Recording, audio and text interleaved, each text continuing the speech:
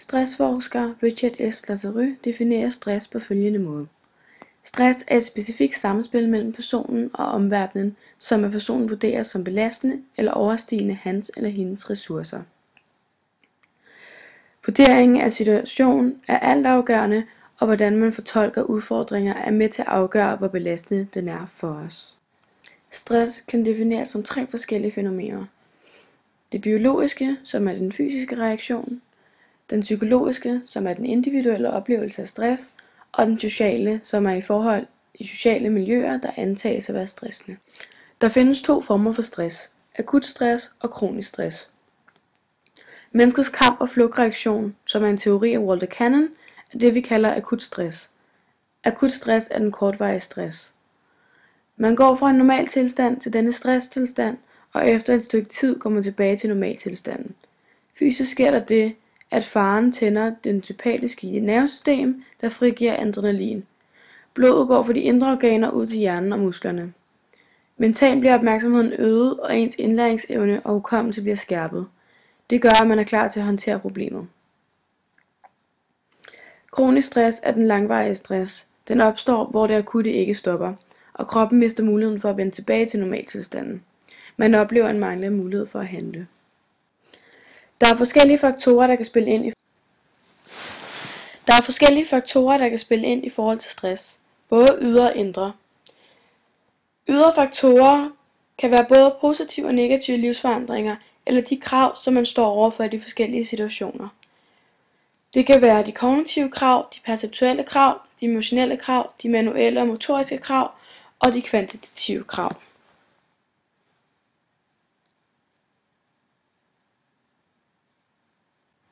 Der kan også være psykologiske stressorer som mobning, chikane, konflikter, kedsomhed eller manglende støtte og anerkendelse.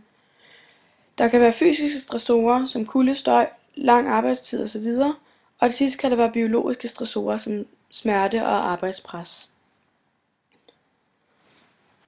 Her ser krav- og kontrolmodellen, som er udviklet af Robert Cartwright og Thales Theorel.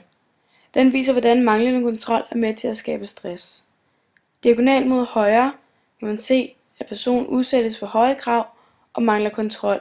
Dette skaber stress. Modsat kan man se diagonalt mod venstre, at personen udsættes for høje krav, men har kontrol over situationen, og dette skaber god trivsel på det gode arbejde. De indre faktorer er de ikke objektive belastninger, der er afgørende for, hvordan den enkelte oplever en situation. De indre faktorer er de ikke objektive belastninger, der er afgørende for, hvordan det enkelte menneske oplever en situation. Henrik Høegh Olesen snakker om forskellige personlighedstyper, der håndterer belastninger forskelligt. Der er den forsigtige type, som ser negativt på nye og ukendte fænomener. De søger struktur i hverdagen, og ved forandringer kommer de til at føle, at de mister kontrollen over situationen. De har et lavt stimulansbehov. Der er også den risikovillige type, som er modsat den forsigtige type, opsøgende mod det nye og ukendte. De ser forandringer som en udfordring og ser muligheder i dem. De har et højt stimulansbehov. I denne forbindelse kan man også nævne OSN, som står for det optimale stimulansniveau. Høegh Olesen mener, at unge i det senmoderne samfund har vendt sig til travlheden og vil være bedre i stand til at klare en udfordring eller forandring, end hvad en ældre muligvis ville. Mennesker benytter sig af forskellige forklaringsstile til at forklare, hvorfor forskellige ting sker. Den pessimistiske forklaringsstil ser problemet som interne, stabile og globale forklaringer. Her adskiller man ikke sit eget liv med problemet, og tror, at det hårde arbejde skyldes ens egen dårlige indsats, og som noget, der ikke kan gøres noget ved. Det kan være med til at skabe grobund for depressioner. Den optimistiske forklaringsstil ser problemet som eksterne, ustabile og specifikke. De ser problemerne som adskilt fra ens eget liv. Det er ikke ens egen skyld. Der kan gøres noget ved det, og har ikke noget med ens øvrige liv at gøre. Hvad der afgør, hvilken forklaringsstil man bruger, kan bunde i personens opvækst og tankemønstre, man har haft i barndommen og fra sine forældre. OAS er en meget central begreb inden for læren om stress, udarbejdet af Aaron Antonovsky og ORS skal forklare, hvorfor nogle mennesker har overkommet utrolig stressfulde situationer, som andre vil bryde sammen med uden at blive syge. ORS betyder oplevelse af sammenhæng, hvilket man foruden vil finde situationer stressende.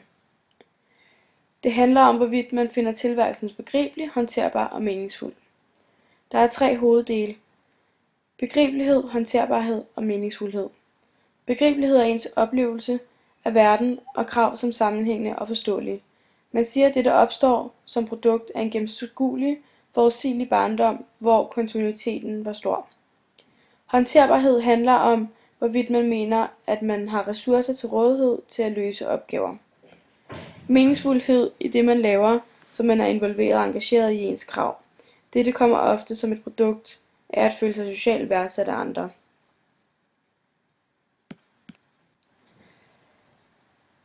Omkring hvordan man skal håndtere stress, er der et par metoder til at cope med arbejdspresset.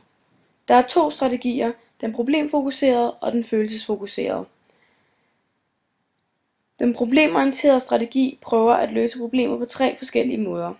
Man kan arbejde hårdt og målrettet over kort tid, man kan byde om lempelse af kravene hos en, der har mulighed for at ændre dem, eller man kan vælge at acceptere, at man ikke kan møde de krav, der er blevet stillet.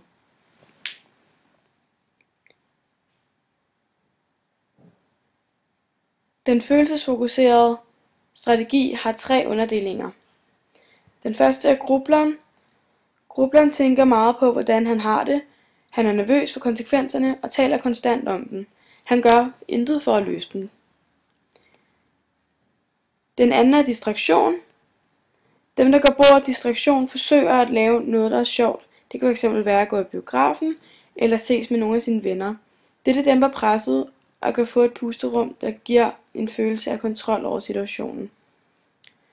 Den sidste er den negative undvigen. Den negative undvigen satser på at drikke sine problemer væk eller på andre måder skære ud. Han kan også have tendens til at opsøge skænderier eller slagsmål. Den problemfokuserede strategi er den mest effektive strategi. Det viser forskellige studier.